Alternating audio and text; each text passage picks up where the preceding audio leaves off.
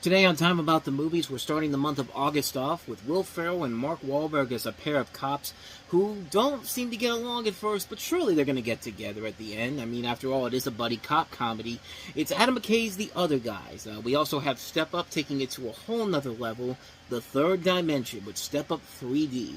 And we also have three very underrated gems all across the board here. Luke Wilson leading the star-studded cast in Middlemen, Rob Reiner's latest film Flipped, and also 12 starring Emma Roberts. So 5 films we'll take a look at today on this first weekend of August 2010.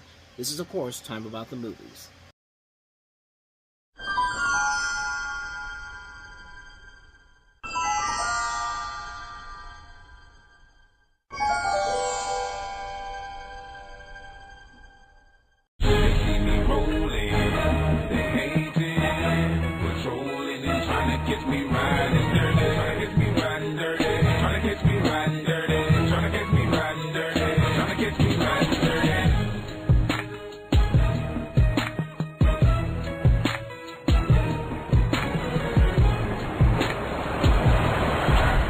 My gun? Yeah, good. I dropped my gun. I'm supposed to go to the left. We'll have to do it again. No, I'm not doing this anymore with you. Let it out. I understand. I'd be livid. You gotta be kidding me, man. That's a $1,000 gun. Yeah. And you're paying for it. Would you believe that most people didn't even know this movie existed until they walked into a GameStop and saw that playing on the televisions in the stores? No joke, that was made for like the GameStop reels that they had playing on the televisions when you walked into the stores, and also for motion posters, places that had motion posters available for the posters in the movie theaters. And you know, that was the first time that most people knew this movie even existed. That's at least how I knew it existed my first time seeing it. But welcome to I almost said it again, Time About the Movies. I said the wrong name before. This is actually take 2, but this is Time About the Movies, and today we are taking a look at 5 films that came out on August 6, 2010, and the biggest new release of them all was, of course, The Other Guys, a film that came up with the idea, that came around because of Will Ferrell and Mark Wahlberg having good comedy at the 79th Annual Academy Awards, which I think was 2009, if I'm not mistaken. It's either 2008 or 2009, I can't remember. Actually, wait. 75th was 2003, so 1, 4, 6, 7,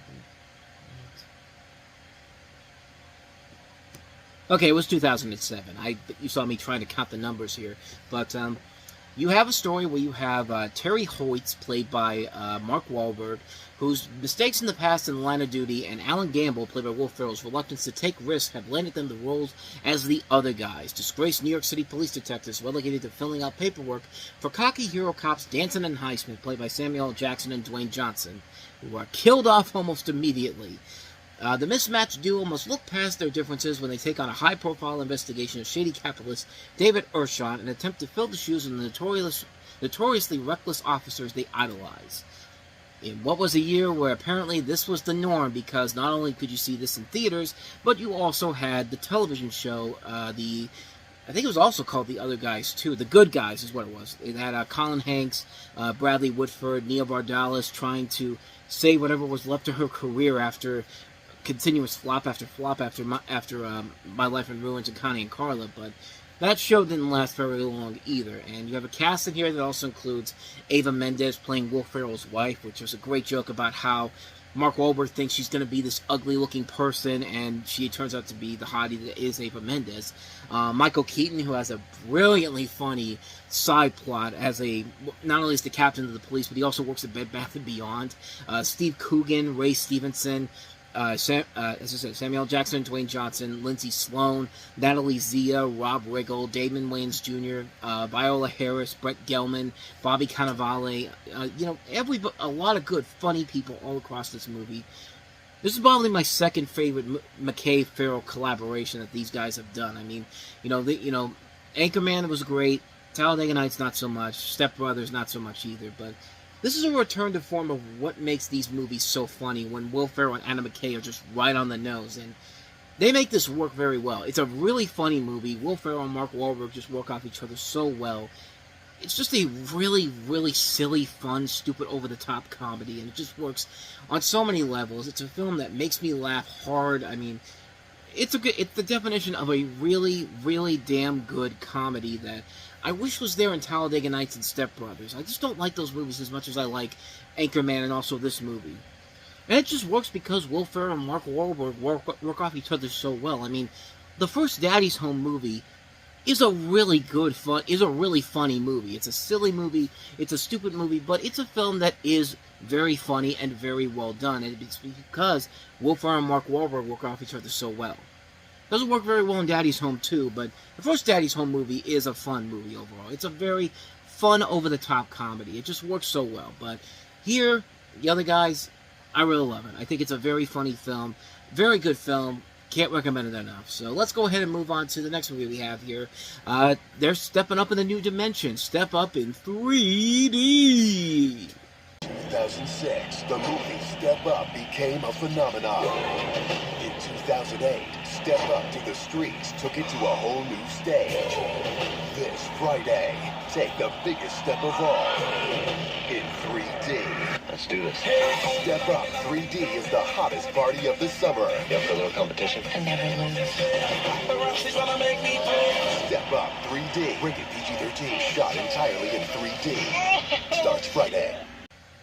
Who would have guessed that Step Up would work so well in 3D? I mean, that's something I did not see coming at all. And man, these movies really have gotten better and better as time has gone on. The first Step Up movie was what it was. It was kind of a typical dance movie, but then Step Up to the Streets took it to that next level where, you know, you look at the dance moves in there and just like they're really going in on this. They're really going in on their all. And now you have this one, Step Up 3D, and man, they take this to the nth level and beyond because man, this one is just such a ton of fun, and it helps that it's in 3D.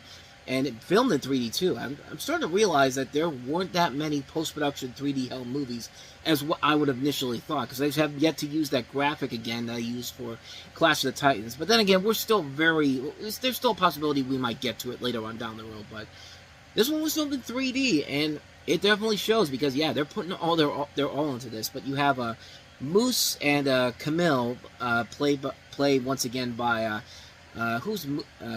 Camilla's played by Allison Stoner. Who's Moose again? Adam G. Savani. They head to New York University, the former dancer of whom is majoring in electrical engineering after promising his father that he would not dance anymore. However, he stumbles upon a dance battle, meeting Luke Catcher, played by Rick Malambry. I think I'm pronouncing that name right. And his House of Pirates dance crew, and later teaming up with them to compete in the World Jam Dance Concert against their rival, the House of Samurai Dance Crew. And you also have Sharni Vincent playing Natalie, and man, you know, Brianna Evigan in the last movie was something, but Sharni Vincent, Jesus Christ, man. I mean, I don't know how they keep getting these hot-looking dancers, but hey, keep it up, man, because they're working. But not only that, it's just like the movies are just a ton of fun. The dance moves alone in 3D, and the way they use it is so well done. Yeah, the story is pretty lackluster, and the acting is, for the most part, but really, the best things about the movie are the dance sequences and how they're shot, and how they use the 3D to good effect. This is John Chu who directed this movie, who will later go on to do, of course, Wicked, and this coming February, he's going to have Justin Bieber, Never Say Never, which, yeah, that's going to be interesting to talk about in a couple months' time, but on top of that, this has the best soundtrack of the entire series. I mean, the Club Can't Even Handle Me Right Now is one of those songs that just, it sticks in your ear. The first time you hear it after a long time, it's just like you want to go back and listen to this song again. Like I feel like I'm going to listen to it again after I'm done recording this because I just love that song so much. It's a song that's so catchy and so in your head. Like the second you hear it, it's just like, I gotta listen to it now, and there's no other option here. I've got to find a way to listen to this, which I'm definitely gonna do as soon as I'm done recording this. But yeah, these movies are not that great in terms of story or acting, but you're not there for the story and acting. You're here to see the dance moves, and the dance moves absolutely are worth it, especially in this film in 3D and just the way they film it all. What more can you say, man? Step Up 3D. Definitely worth checking out. If you like the other movies, if you don't like the other movies and thought Step Up 2 was actually kind of good, you'll definitely enjoy the hell out of this movie. So those are the two bigger new releases, but there were a couple of little underrated gems that came out that you might not have heard of, especially this first movie we have here, and that is Middlemen. Paramount Pictures presents the story of the World Wide Web. You got a check here for $2 million under a candy bar. Oh, and what? That's a bad thing? Yeah, like that's a bad thing? And the man Get out now. who started it all.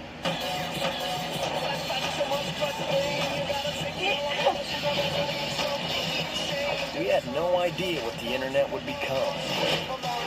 Changing the world is a wild ride. Middlemen. So Middlemen is telling the story of the experiences of Christopher Malik, based off the experiences of Christopher Malik, who was previously associated with the internet billing company Epoch and was the founder of ePassporte. And he actually was accused of stealing millions of dollars from his customers from there to fund the creation of the film. And, yeah, the guy probably screwed over a lot of people, but hey, they made a great movie out of it. I mean, this is a movie that has a packed cast. Luke Wilson, Giovanni Ribisi, Gabriel Mock, James Caan, Jacinda Barrett, Kevin Pollak, Laura Ramsey, Claudia Jordan, Terry Crews, John Astin, Kelsey Grammer as a district attorney. This is a movie that is really, really a lot better than I think a lot of people give it credit for. It's a really slick-looking film. There's a sequence that they shot that was like an orgy, and they had to cut that because if they had kept it in there, this would have been an NC-17 rated movie, and it actually leaked onto Pornhub not too long after this. Probably by the same people who made the movie to get the buzz out, but they let it put it on the video release, and yeah, it's definitely something that would probably have pushed this to an NC-17, but hey, NC-17 movies can be good. We've talked about a couple of them, and this one, had it gotten that rating, probably would have been great too. And this is directed by George Gallo. We've talked about a couple of his movies before this. 29th Street, Trapped in Paradise, movies that weren't that great, but there's stuff about them that do kind of work. This is probably overall his best film as a filmmaker. This is a movie that is such a really good movie, a slick, stylish, cool film telling this very interesting story, and it just works, man. It's a film that definitely deserves a lot more attention. If you have not seen Middlemen, definitely check out Middlemen. So with that said, let's go on to a much more family-friendlier movie than Middlemen. Here's Rob Reiner's latest film, and that is Flipped. I never want you to forget how you felt. Critics are saying Flipped is destined to become a classic. Julie Baker, I can explain. Okay, I can't explain. It's Rob Reiner's finest film in years. I see you've met my son. A feel-good family You movie. afraid to talk to her? I'm afraid to talk to her. It appeals to both young and old. A girl like that doesn't live next door to everyone. For anyone who remembers their first love, you'll love Flipped. It can be magic. Flipped, rated PG. August 6th in select cities. August 27th everywhere. Yeah, we just had Middlemen with Kelsey Grammer playing a crooked district attorney, and now we have his father from Frasier, John Mahoney, in this movie, in what would actually be his last thing that he would be in before he passed away in 2018. So this is a story based off of a novel of the same name about two 8th graders who start to have feelings for each other despite being total opposites. You have Callum McAuliffe and Madeline Carroll, and also a cast that includes Rebecca De Mornay, Anthony Edwards, the aforementioned John Mahoney, Penelope Ann Miller, Aidan Quinn, and Kevin Weisman among the cast here. Didn't do very well at the box office. It really kind of came and went. Even after it got the big wide release at the end of the month, people mostly forgot about it, and it's a shame, man, because this thing is a really, really good coming-of-age film. It's a film that takes you back to the days of what Rob Reiner used to do with stuff like Stand By Me and The Princess Bride before he took on this more adult approach, and it just works really well. I think it's a very good film that definitely deserves a lot more attention, and it's the last great thing Rob Reiner has ever made. I'm looking at some of his other movies he's done. He hasn't made a whole lot of good stuff since then, like The Magic of Belle Isle, And So It Goes, Being Charlie, LBJ, Shock and All. And he did a documentary about Albert Brooks not too long ago, which I have yet to see, but Spinal Tap 2 could be pretty interesting, even though I have that thing with comedy sequels in general, especially ones that are coming 41 years after the original. Yeah, this is Spinal Tap 2's coming 41 years after the original film, but hey, it could be good, but this definitely is a very good movie, and one that definitely deserves a lot more attention, and one that I think is gaining a little bit of a following over the years, and I hope people are enjoying it, because it is a really good movie. I think it's a very enjoyable film. Definitely check it out, Flipped. So with all that said, let's go ahead and move on to the last movie we have here. Probably the worst one we have this week, but even then, it's not that bad of a movie, and that is, I forgot the name of it, 12. 15, 20, 25, 30, 35, 45, 10, 15, 20. Can I borrow some money? Absolutely not. You've already spent all of your vacation money. That's a show for it. I just told my famous party, and I'll be famous. That's what you want? To be famous? Yeah, it's probably not a good sign when the most memorable scene is watching Ella Blake from Fringe is laying around in a pink bikini and panties and around all these stuffed animals. I mean, that really is the most memorable scene of the entire movie, and that's not a good sign for this film going forward.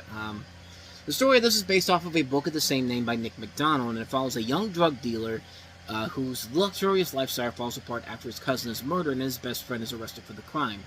It features Chase Crawford, who you know from Gossip Girl, and also he plays the Deep on The Boys. And also Rory Culkin from Scream 4 and You Can Count on Me, 50 Cent Jackson, Emma Roberts, and Emily Mee. Like I said, Ella Blake on Fringe. And directed by Joel Schumacher, and definitely not one of his better movies. It's a film that has a stylistic look to it overall, but other than that, though, there's really nothing else there to it. I mean, if the most memorable scene of it is just a still shot of this woman who's lying around all these stuffed animals in her lingerie, it's just like, that's probably not a good sign for the film going forward. I don't really remember a whole lot about this film except for that, and that's not a good sign for this film. So, yeah, I haven't seen it in a while, but judging from what I remember from it, I don't think it was that good of a film to begin with. So, not much more to say about that one. Quick one on that one. That's 12.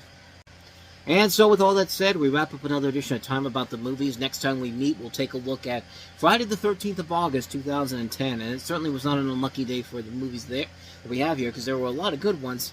One little one that wasn't that great. We have Sylvester Stallone directing and leading off a cast of veteran action stars from Jason Statham to Mickey Rourke to Dolph Lundgren and Jet Li, and also featuring Bruce Willis and Arnold Schwarzenegger.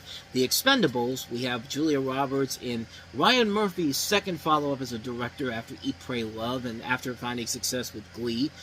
Eat, Pray, Love, which, yeah, definitely the weakest movie of the slate that we have here. But we do have tied with Toy Story 3 as my favorite movie of 2010, Scott Pilgrim vs. the World. A flop back then, but has since gone on to have the major cult following that it desperately deserved. But we also have Jackie Weaver, who was nominated for an Academy Award for a performance in Animal Kingdom, which led to a television series starring Ellen Barkin. We'll take a look at all four of those movies. That'll be coming up tomorrow on the show, so definitely be on the lookout for that. But with all that said, thank you so much for watching this. I hope you enjoyed it. If you did, go ahead and hit that like button, the subscribe button, and the notification button. And also don't forget to hit the playlist and check out the last episode we did. So, with all that said, whether it's in the past, the present, or the future, I will see you at the movies. Take care.